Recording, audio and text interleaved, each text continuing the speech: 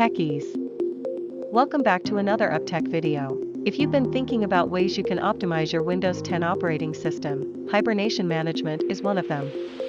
You can turn on or off hibernation depending on desire and need, but you can also reduce the disk space that hibernation requires, which is especially convenient if you have a disk with less space.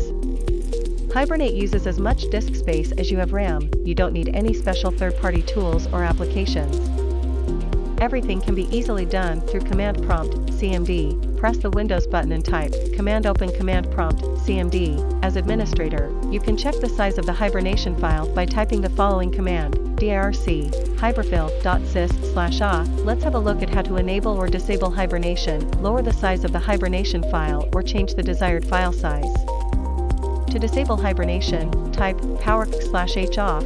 To enable hibernation, type /h on. If you want to use Windows Fast Startup but not Hibernate, change the hibernation file type to reduced, /h/type reduced, which takes up less disk space than a regular hibernation file.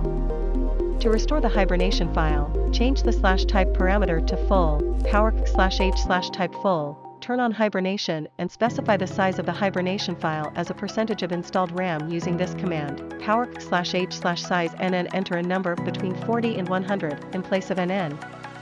Avoid making this amount smaller, because you will be unable to use the Hibernate file. It was a brief and succinct demonstration of how to control hibernation to optimize Windows 10 and make the most of this benefit while also balancing limited space and desired fast boot. Thank you for watching, and please stay tuned for more tech tips and helpful advice. If you liked the video and found it helpful, don't forget to like and share it. Also subscribe for more content like this. Feel free to comment or ask any questions. Peace.